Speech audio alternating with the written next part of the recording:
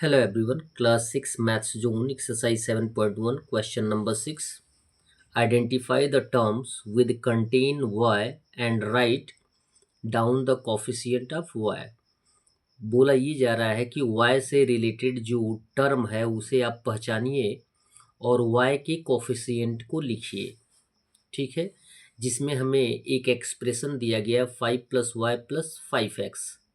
ठीक है, और हमें y वाले यहाँ पे दिया गया है कि y कंटेन टर्म को सर्च करना है। तो अब आप ये देख सकते हैं कि 5 कांस्टेंट है, ये टर्म है नहीं। यहाँ पे y दिया गया, ये हमारा टर्म है y वाला। ठीक है, तो लिखेंगे हियर टर्म इक्वल y और y का कोफिशिएंट क्या होगा, तो लिखेंगे and coefficient of y is 1। कैसे 1 हो जाएगा? किसी भी लिटरल नंबर के साथ यदि कोई न्यूमेरिकल फैक्टर नहीं होता है तो ऑलरेडी 1 होता है, और यदि ये प्लस है तो हम 1 ही लिखेंगे या +1 लिख सकते हैं। ये आप क्लियरली जानते हैं। बी दिया गया है, एक एक्सप्रेशन है 5y + xy²। हमने क्या बताना है? y वाले टर्म को ही बताना है। तो हमें y वाला टर्म दिखाई दे रहा है 5y, तो लिखेंगे term containing y is 5y। ठीक है, और कोफिशिएंट क्या हो जाएगा y का? तो न्यूमेरिकल जो फैक्टर होगा वही कोफिशिएंट होगा, तो लिखेंगे then coefficient of y equal 5। C expression दिया गया है 3 + x + 3x² y। y वाला जो टर्म है वो हमारा है 3x² y, तो लिखेंगे 3x² y। ये हमारा टर्म है, शॉर्ट फॉर्म ने हमने कर दिया है। अब इसमें जो y का कोफिशिएंट होगा वो होगा आपका 3x²। नेक्स्ट एक्सप्रेशन दिया गया है डी 7y² - 3yx। y वाला जो टर्म है वो कौन सा होगा? -3yx होगा, और -3yx में y का कोफिशिएंट हो जाएगा। अगर y को हटा देंगे तो बच जाएगा -3x। ये हो जाएगा हमारा y का कोफिशिएंट। ई दिया गया है 2x² y - 5xy² + 7y²। हमें y वाले टर्म को सर्च करना है, तो इसमें y² है, इसमें भी y² है, y इसमें है, यानी 2x² y जो है ये हमारा टर्म होगा, और y का कोफिशिएंट जो होगा 2x² होगा। क्लियर है? क्वेश्चन नंबर 7 दिया गया है identify the like terms in the following, यानी दिए गए टर्म्स में से लाइक टर्म को आइडेंटिफाई करना है। और ये आपको जानकारी होनी चाहिए कि लाइक टर्म को हम कैसे पहचानते हैं? लिटरल फैक्टर के द्वारा।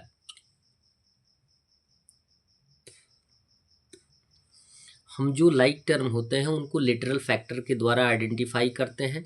पहले आप इन टर्म्स को अलग अलग दिए गए टर्म्स को पढ़ लें। दिया गया -ab² a²b -b² and a²c। अब आप देखें, सब में ए नहीं दिया गया है, इसमें ए दिया गया है, और दूसरे वाले टर्म में a² दिया गया है, इसमें ए दिया गया है। तो ये टर्म जो है ए हमने कंपेयर किया। क्लियर है? माइनस और प्लस को नहीं देखा जाता है, माइनस और प्लस कांस्टेंट के लिए होते हैं। तो यहाँ भी कांस्टेंट 1 है ऑलरेडी, -1, और यहाँ पे 5। तो यहाँ पे क्या दिया गया? ए दोनों में दिया गया है, b² दोनों में दिया गया है, और यहाँ पे कांस्टेंट -1 और +5 दिया गया है। ये दोनों लाइक टर्म्स हैं, तो इन्हें हम लिख देंगे like terms equal -ab² and 5b²a। B दिया गया है 10pq 3p -5q p²q² 100a and -6p² and साथ में दिया गया 25pq। अब देखें, कोई ऐसा भी टर्म है जिसमें pq दिया गया है, तो यहाँ पे 10pq है और यहाँ पे 25pq है। ये दोनों लाइक टर्म हो जाएंगे। क्लियर है? तो लाइक टर्म्स में 10pq एंड 25pq लिख दिया जाएगा। अब q वाले टर्म को देखें तो -5q और उसके बाद कोई 70q दिया गया है, तो ये अलग लाइक टर्म्स हो जाएंगे, -5q एंड 70q। और एक अगर सर्च करना है पी स्क्वायर क्यू स्क्वायर को, तो आप देख सकते हैं कि यहाँ पे पी स्क्वायर क्यू स्क्वायर के साथ 15 पी स्क्वायर क्यू स्क्वायर दिया है। तो लिखेंगे P square Q square and 15 P square Q square, ये हो जाएगा like terms. That's all. Video को लाइक करें और चैनल को अवश्य सब्सक्राइब करें। साथ में चैप्टर से रिलेटेड जो इंट्रोडक्शन की वीडियो दी गई है उसे आप अवश्य देखने का प्रयास करें, जिसमें इम्पॉर्टेंट कॉन्सेप्ट दिए गए हैं। That's all. धन्यवाद।